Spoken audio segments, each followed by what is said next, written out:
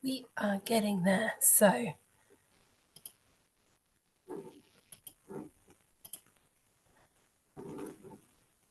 hang on a minute. I found a really cheesy, fancy trick.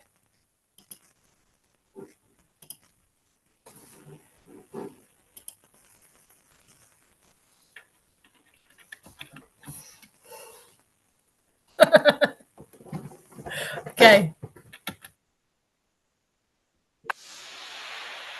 There we go. Sorry, I just had to do that for fun. So I am sharing, and this is Thursday, the 26th of June at 1 o'clock. And hopefully the live streaming is doing its thing and people are out there in the ether on LinkedIn and on Facebook having a listen in, which would be lovely. If someone comes along to this Zoom live, I will just let them in and say hello and go from there. But otherwise, I shall make a proper start. So welcome to today's live session. I'm Rachel from Taskmaster Fitness, and I help people who are dealing with joint pain, long-term health conditions, or who are just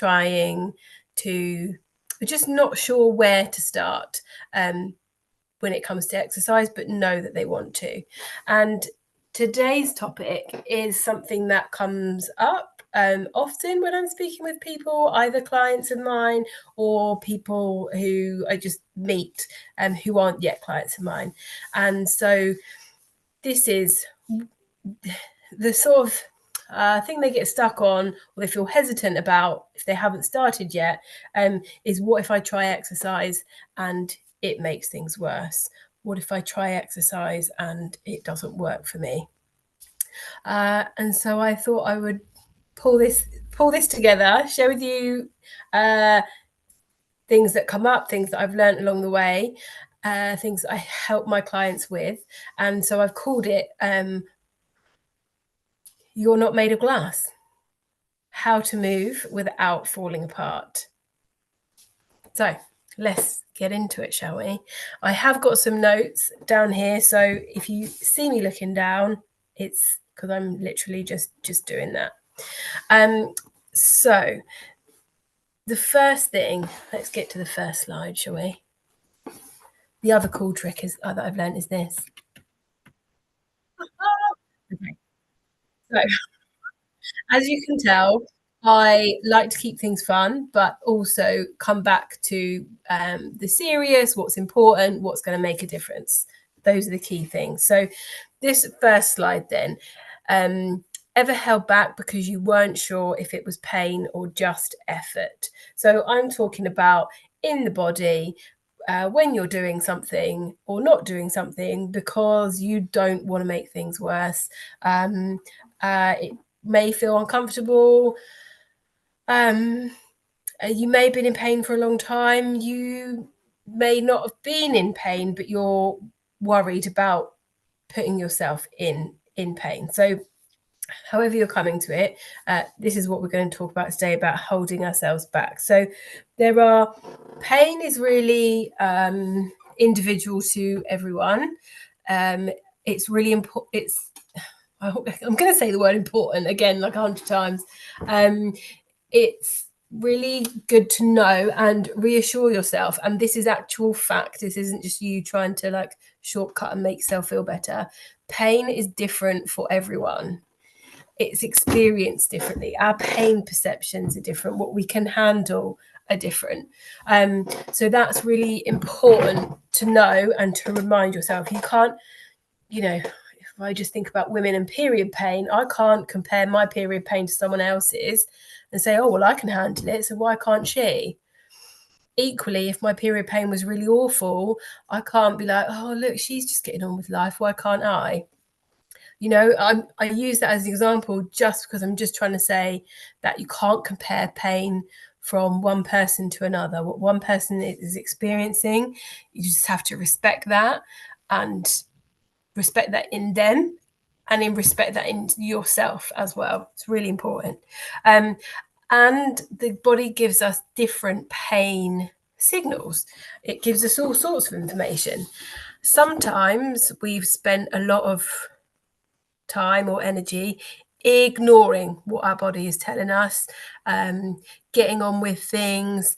There's a very strong culture or ingrained sort of culture that we have where we say, oh, you just need to get on with it. It'll be fine, just get on with it. And whilst that has its place, often sometimes it doesn't, and we just need to check in with that. So the body can give all sorts of cues for all sorts of things.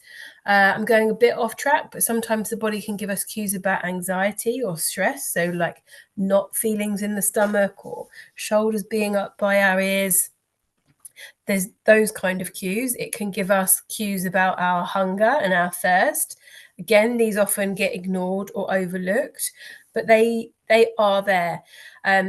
And if you went to, I don't know, like a breath work session or a yoga session, they would really talk to you about those things and help you become more in tune with how your body is thinking or feeling. Sometimes I ask people, I don't do it often. It's not a practice that I would do, but it does work. But sometimes I ask people to close their eyes, or I do have a couple of clients that do close their eyes when they're exercising. Obviously not when they're running. That would be a bit dangerous. But just so that you can get rid of one lot of information from your eyes and focus more inwardly on how you're feeling. So if I talk about I will talk about a couple of my own experiences, but also some client experiences. So one chap that I've been working with recently has had some very severe back pain where he's put his back out. Many people have done that. To a greater or lesser degree, we've all probably got some sort of back related issue, but for him it had been quite severe and quite debilitating. He'd gone back to exercise, and over it, for whatever reason, whether he overdid it or not, it put his back out again. So you can imagine from that standpoint, going back to exercise and thinking, oh God, this was supposed to help me before and it didn't. Like, what am I going to do? And it is still important to exercise, absolutely. But finding your way back into that is really important. So I just wanted to share that experience in case that resonates with anyone.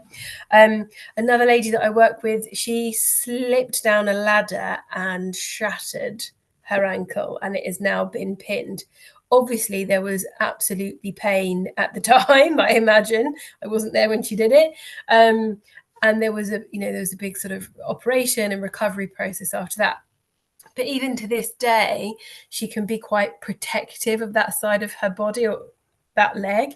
And I've got another client who is not the same in terms of she hasn't shattered her ankle, but she's got or has had a sore knee through osteoarthritis. So she has lent on the other one more.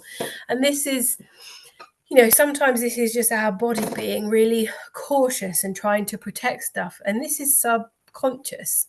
And we don't always realize we're doing it until, we're exercising or something comes up that we notice. Or quite often the opposing hip gets a pain and you go and see a chiropractor or an osteopath about that, or a physio, and they're like, oh yeah, it's because you're on the other side, such and such is not functioning as it should.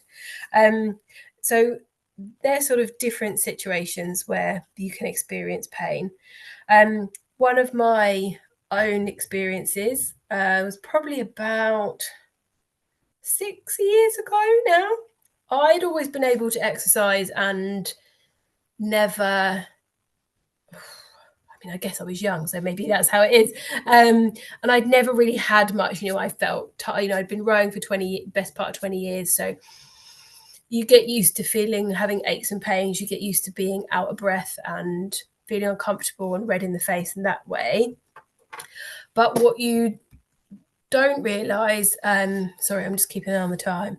What you don't realize, when I then tried to do some different training, it involved weight training and a newish protocol where you combine jumping and weightlifting.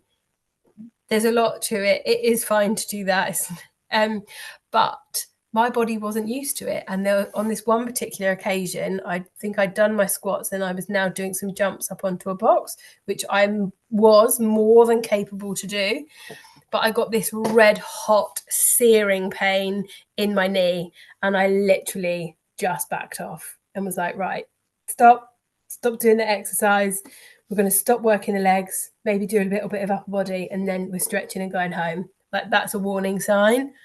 Stop doing that. I think leading up to that warning sign, my knees might have niggled a bit or felt a bit sensitive, but sometimes you can push through that bit of sensitive and it's fine. But on this occasion, I then got a second warning sign. It was like, no. And thankfully, you know, I didn't do any exercise the next day and rested, and I had no, you know, I didn't bust my ACL joint, my ACL or anything like that. So I just, yeah, it was fine. But had I pushed through that and kept with the no pain, no gain mentality, I could have come a cropper. The other one I really want to mention, because it's a really common thing, and I fell foul to it. So and it just really made me laugh. As a younger person, you know, like 10 years ago, if people had said to me, oh, you know, I've got this ache or this pain, and I was gardening, I was always like, what?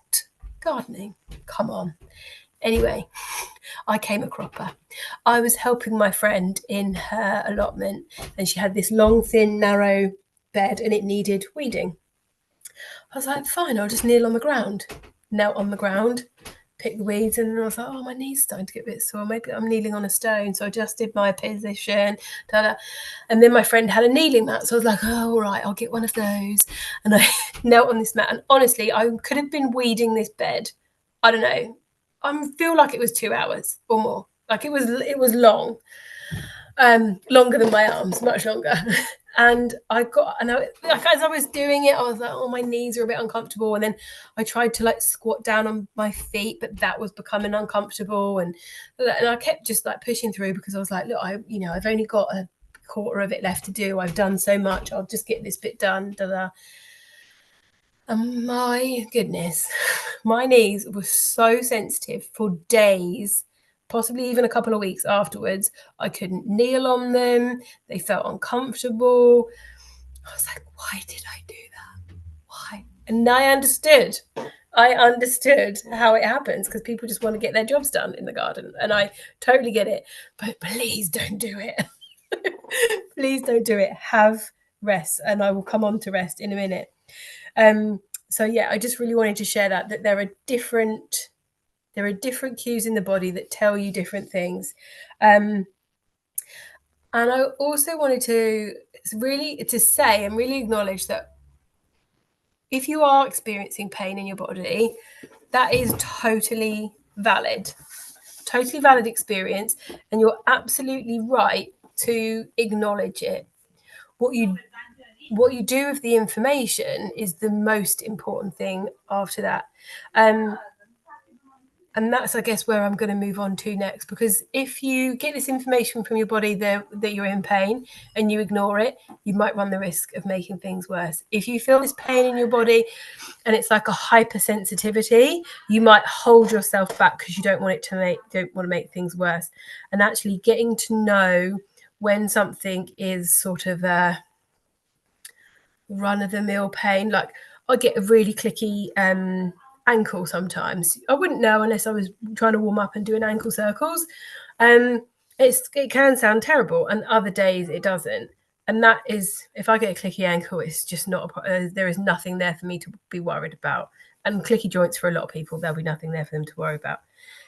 But if I start to get calf pain, and then makes it really awkward for me to walk, then that's a sign that I should probably be doing my calf stretches, or I should be doing some loaded calf raises, so that I avoid my Achilles getting really tight and stiff, which happens a lot to me. I can show you, to point you in the direction of my friend Lucy, and Laura, who will attest to my Achilles being a pain in the jacksie. But yeah, so there are different levels of pain, and I guess I'm saying it's okay to acknowledge them, and what you do with that information is what is important next. So that is what I will go through next. Sorry, I am aware of the time, and I have barely gotten through what I need to. So When we talk about pain, when you go and see a GP, when you go and see a physiotherapist, there are broadly two topics of pain. Excuse me a second. We have acute pain and chronic pain. Acute pain is normally as a result of some kind of accident, an injury that needs to be fixed. It could be a broken leg, it could be a burn, it could be it's happened as a response to something else. Whilst it's painful at the time, it will heal, it will resolve. It might take a few weeks, but that is the path that it will go on.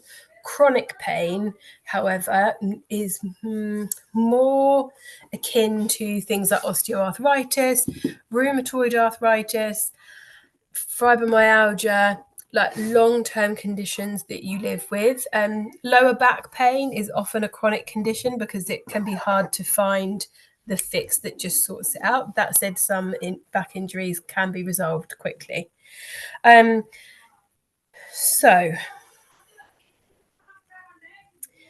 as I said, it's what we do with this information that is important. How do we get this information? And I was saying, like, listen to your body, see what it says. It could be things like, if it's chronic, it could be an instant pain, sharp stabbing.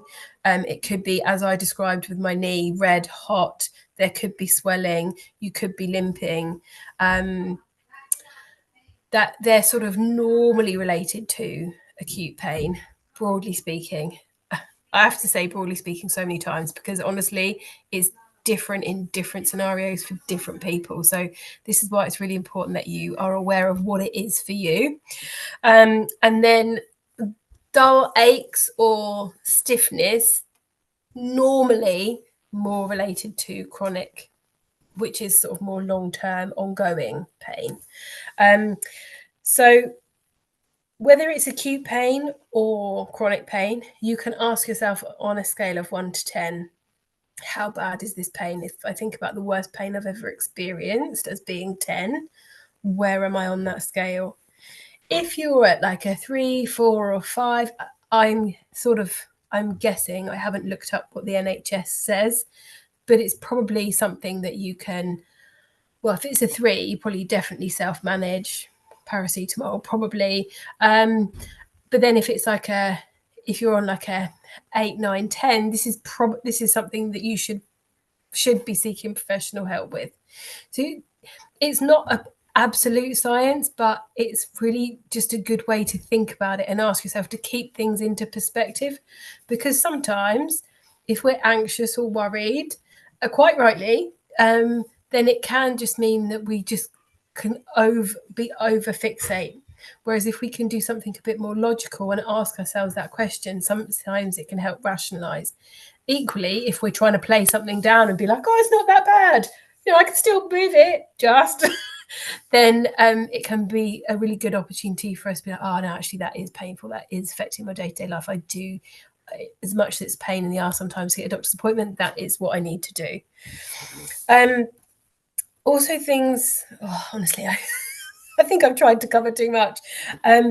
Things that go along with chronic pain and things to look out for, because it's not always necessarily the pain itself. And to let you know whether the other thing about chronic pain is that you get used to it and you live with it. So many people that I've spoken to who got chronic pain, they're like, I just live with pain. I don't know what it's like to not live with that, to not live with it. It's just there all the time for me.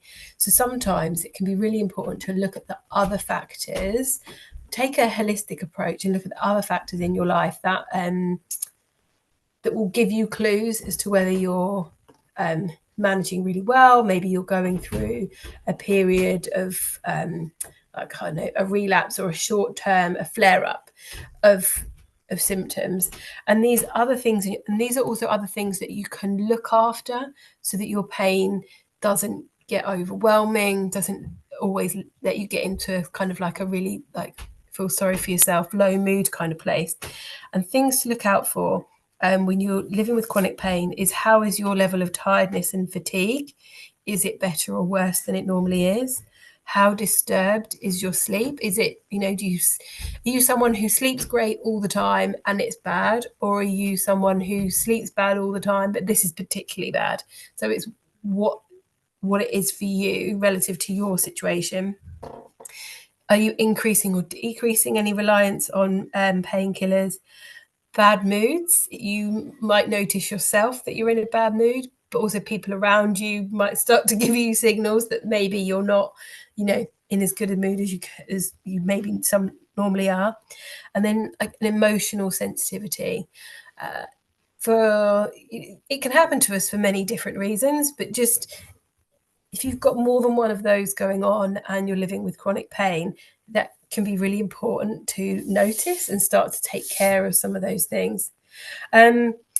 As I alluded to with backache, there can become a hypersensitivity. So whilst I'm saying to you, like, listen to your body, absolutely do. That's really important.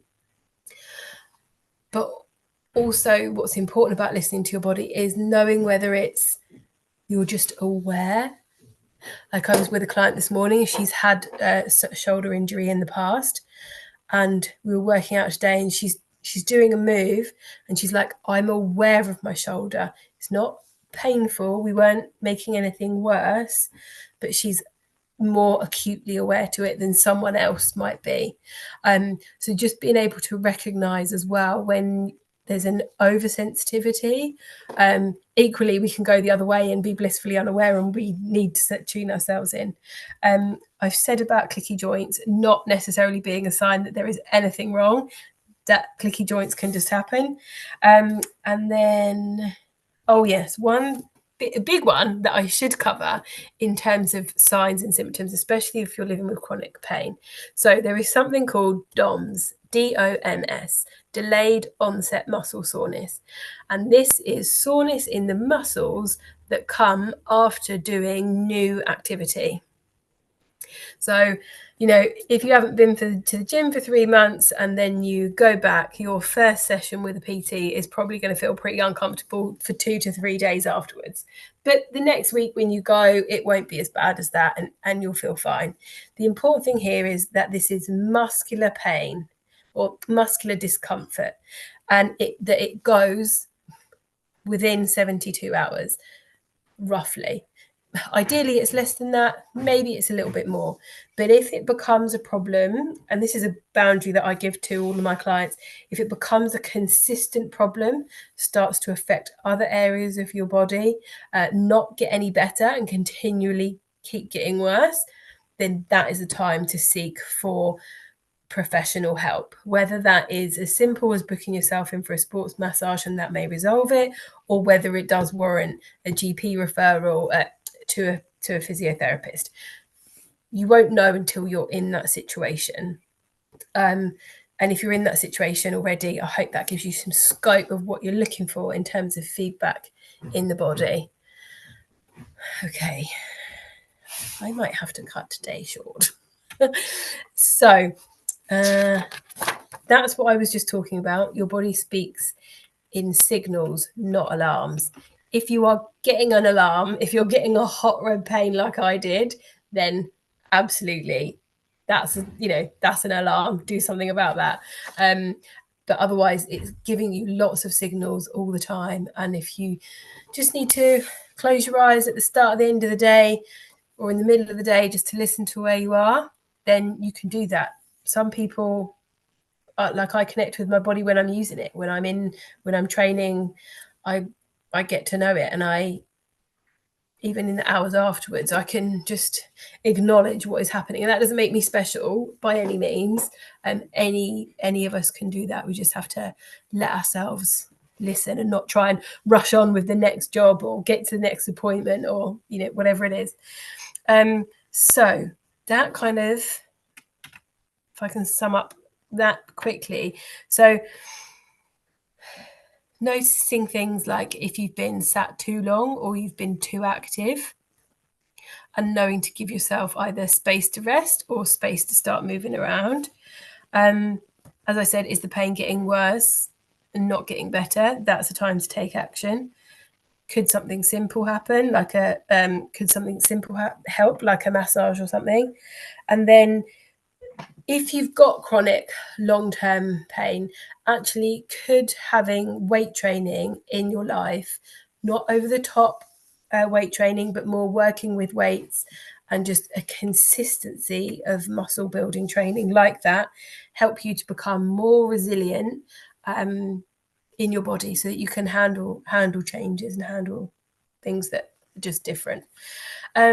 Okay, so I don't think I'm going to go through it all in as much detail as I wanted to, but the next thing I wanted to talk about was taking rest. And that is important with acute or with chronic pain. So taking time to rest means allowing yourself a period of time where you are not occupied with other things, that are not causing a strain on whatever pain it is that you have. And that after that time, the important thing is that after that time, you feel you feel rested. Quite often, it's very easy to feel guilty for giving yourself rest time. I know I've spoken to a number of people with joint pain, and they say, you know, if they've had a couple of days where, or however long, you know, it might be one day, it might be a week, where they felt so much pain they haven't been able to, you know, do anything, cook, clean, take the dog for a walk, whatever it may be, that then on a day when they do feel good and things are better, that they then try and do more and more and more to make up for that time, and then they inevitably cause themselves pain again. So it's just a reminder that rest is meant to allow you to feel better afterwards. And just because you feel better doesn't mean to say you need to get on with life at 100 miles an hour. Absolutely not. Rest absolutely needs to be part of the plan. There is no, it's going to relate it back to sport, but there are times when, I mean, some people have got Garmin's, and that tells you when to rest and when you've used up, not slept enough, not eaten enough, not you've done too much activity, whatever. But you don't need a Garmin to tell you that. You can tell for yourself. And just everyone is recognized as, again, everyone is different. Everyone needs rest at different times. Some people just need rest for a couple of hours at the end of the day. Some people need a rest for a whole day.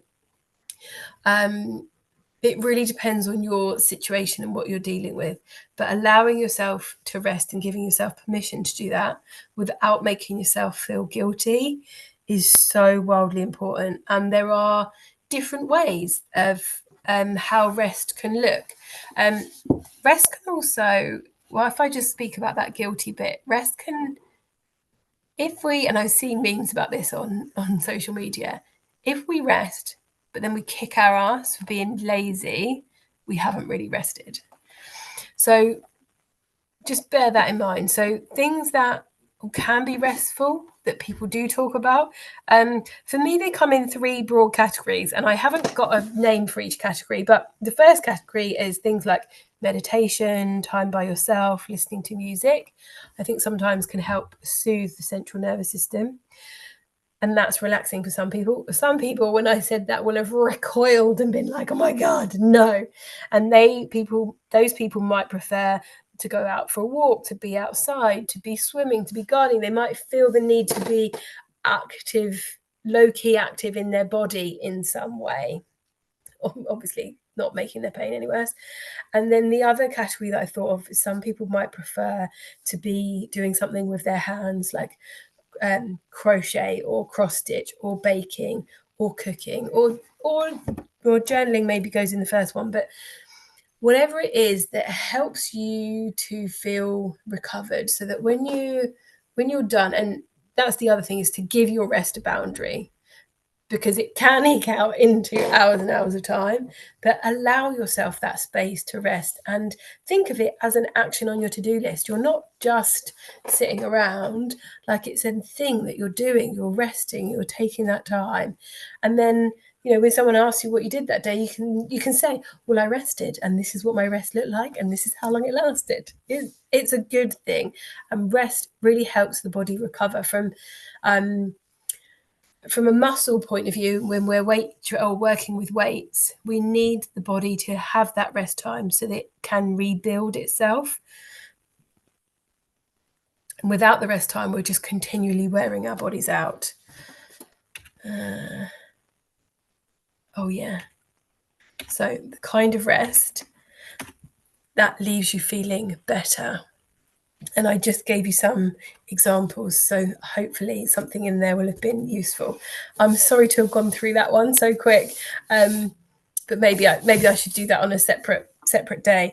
So my last point is, ever walked out of an appointment more confused than when you went in? Now, for me, this is about giving yourself permission to have help, use the help, and see it through, because you don't know what you don't know at the end of the day. My clients or my connections who feel a bit stuck and don't know what to do, they're generally probably saying something like, well, even if I can get a GP appointment, or the GP will just refer me to physio and they'll just give me exercises, they won't do anything. Which I don't mean to poke holes at anybody, but those are genuine things that people think or feel or have said to me. And those people aren't wrong, and the professionals aren't wrong either. It's just there'll be a misalignment somewhere. We won't have got the information that we need. We'll be missing something that we don't yet understand or know that we need. And that is totally okay. So working out what it is that you don't know is important. Sometimes we don't feel like we've been listened to, that maybe the professional doesn't really understand. And it's really important for us to be explicit. That's why that 0 to 10 pain scale is so important, because when you're going to ask someone for advice, you need to give them context and let them know what you're experiencing, and then they can really and truly help you. Telling them how much paracetamol you're taking and being really honest about that. Saying like, oh yeah, I don't sleep very well and I haven't done for XYZ. That's also really important.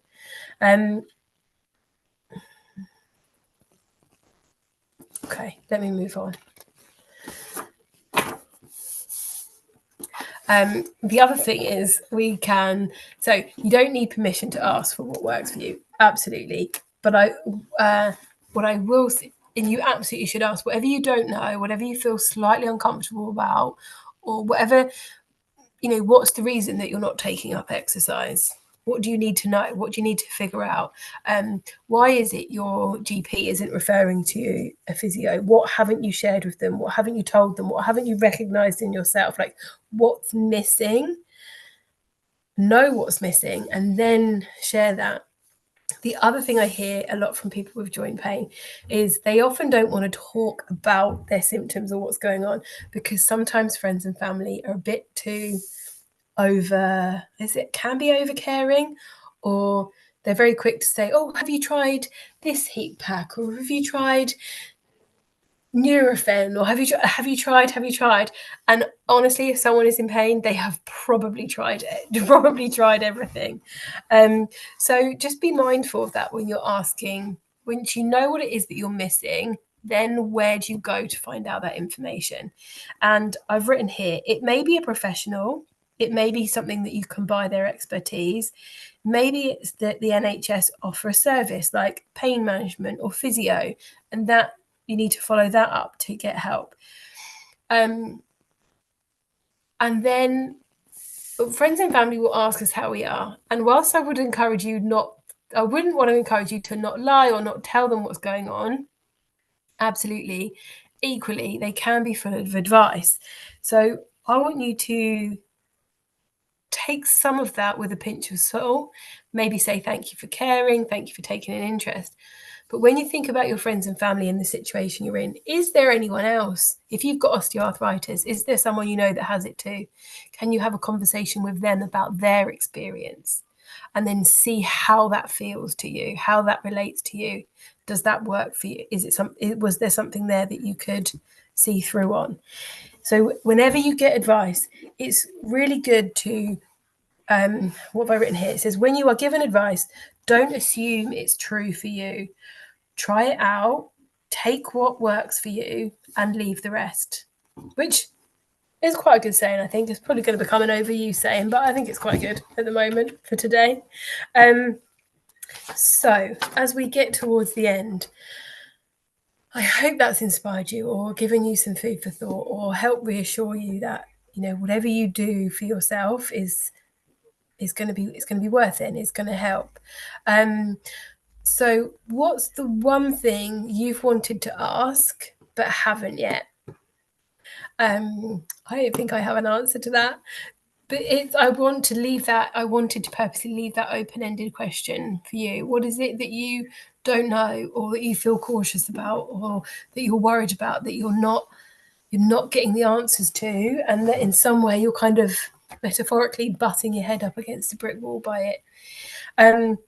If you think it's something that I can answer, I'm more than happy to have that conversation. I will just give this some boundaries. I've come up with something that I think is funny. So if you have broken your leg, if that has just happened to you, please go straight to A&E. Please don't wait and ask me. That is not going to help. If you have questions about your blood pressure medication, please ask your GP or the blood pressure nurse. They are absolutely qualified. I can talk to you about how exercise can help blood pressure, but not about medication specifically. And then if your partner is doing your head in today, I can recommend exercise as a way to burn off excess frustration, absolutely. But otherwise, maybe see a counsellor. I don't know.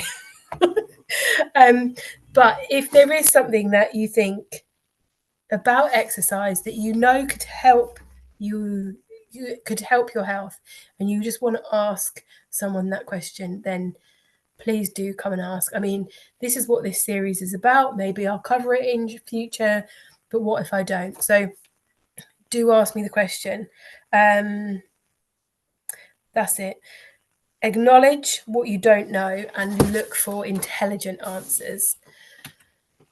So let me know. Was that useful? Not useful? And just a reminder of the title, you're not made of glass. You're learning what works for your body. So I'd love to hear from you today if there's anything that has particularly landed, something that's maybe reassured you and you thought, yes, see, I was right. Whatever it is, I'd love to hear that. You can reach out to me in any way, like social media, direct message, emails. If you've got my number, you can text me. So I think that's it for now. I've gone on a little bit longer than I'd intended to. So I just want to say thank you for being here today. Thank you if you have listened on the replay and you've seen this through. I really appreciate you. And a reminder that you're not broken, you're not behind, you don't need fixing. You just need a starting point that respects where you're at. So that's it. So this series will continue.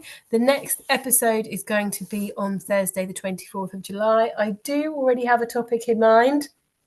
I can't remember it off the top of my head, and I haven't got a post-it note here telling me what it is. So apologies, but the next one is the 24th of July. I wish you the very best. Oh, I need to try and leave. Bear with.